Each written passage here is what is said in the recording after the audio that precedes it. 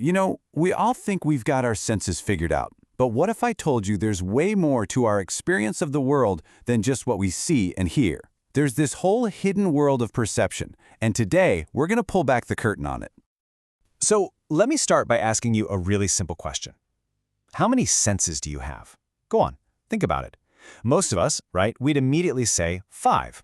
Sight, sound, smell, taste, touch. It's what we all learned in school. But that's not the whole story. Not even close. The real answer is actually 8. That's right, 8. And it's those 3 hidden senses, the ones working away behind the scenes, that honestly shape pretty much every single moment of our lives. Okay, so 8 senses. How do we even begin to wrap our heads around that? Well, it helps to break them down into 2 basic groups. The senses that tell us about the world around us, and the senses that report on the world inside our own bodies. So here we go. On one side, you've got the classic 5 external senses. No surprises there. Sight, hearing, smell, taste, and touch. But check out the other side. This is where it gets really interesting. Our 3 internal senses, the vestibular system, proprioception, and interoception. Let's dive into what those actually are. First up is your vestibular sense. The easiest way to think about this one is like your body's own internal gyroscope. It's the sense of balance and movement.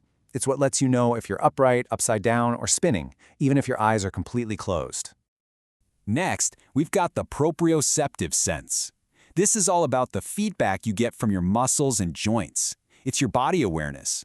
It's how you can touch your nose with your finger without looking, or walk up a flight of stairs without having to stare down at your feet the whole time. It just knows where your body is. And then there's interoception. This is the sense that listens to what's happening inside you. It's that feeling in your gut that tells you you're hungry. It's the dryness in your mouth that says you're thirsty. It's your body's own internal dashboard, constantly giving you updates. So you've got 8 different channels of information constantly flooding your brain. How does it not just, completely short circuit? Well, that brings us to this crucial concept called sensory regulation. It's your nervous system's nonstop job to find a state that is just right. And that just right state has a name: optimal arousal. Now, don't get hung up on the word arousal. In neuroscience, it simply means your level of alertness. It's all about having the perfect amount of energy for whatever you're doing. You need a lot more for a game of soccer than you do for, say, settling down to read a book. When your system is regulated, everything just clicks. You can focus, your emotions feel pretty stable, you can switch from one task to another without a problem, and your energy level just fits. But what happens when it all gets out of whack? When things are out of balance, it can go one of 2 ways. So first, let's explore what happens when the brain gets hit with too much sensory information. We call this an over-responsive system. Being over-responsive or hypersensitive is basically like having your nervous system's volume dial cranked up to 11.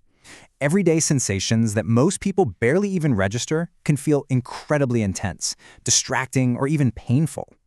And this is where we see this really clear link between what's going on inside and what we see on the outside. Internally, a person might feel just completely overwhelmed, anxious, always on edge. And that can lead to behaviors like covering their ears in a loud room, or avoiding getting their hands messy because it's all just too much information to handle. And the triggers for this can be literally everywhere. We're talking about the low hum of fluorescent lights in an office, the scratchy tag on the back of a shirt, the sound of a vacuum cleaner, or just the chaos of a busy grocery store.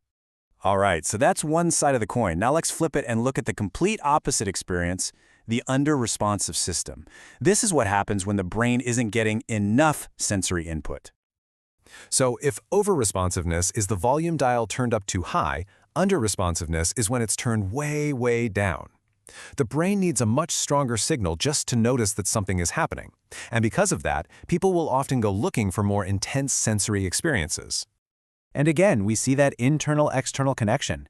Internally, someone might feel kind of foggy, tired, or have trouble paying attention.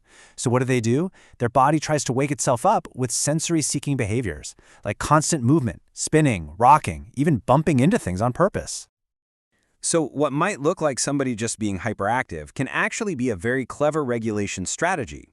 For someone who is under-responsive, big, intense movements, like crashing into cushions or lifting something heavy, aren't stressful. They're actually calming. It's how they help their brain feel organized and present. So, over-responsive, under-responsive, why does any of this really matter? Because it gets to the very heart of the mind-body connection. how our bodies feel the world directly impacts how we think, how we feel emotionally, and how we act. This quote just nails it. Sensory dysregulation can greatly affect emotions, behavior, and thinking. It's not a small thing. When our sensory world is in chaos, it can ripple out and touch every single part of our lives. And that's why understanding all this is so much more than just a cool piece of neuroscience trivia. It's a tool for empathy. It lets us look at behavior in our kids, in our partners, in ourselves, and instead of just reacting, we can ask, I wonder what's going on with their sensory system right now. It gives us a whole new way to understand each other. So I'll just leave you with this thought to chew on, knowing that we all experience the world through these 8 unique sensory channels, and that every single one of us processes that information differently. How does that change the way you see behavior?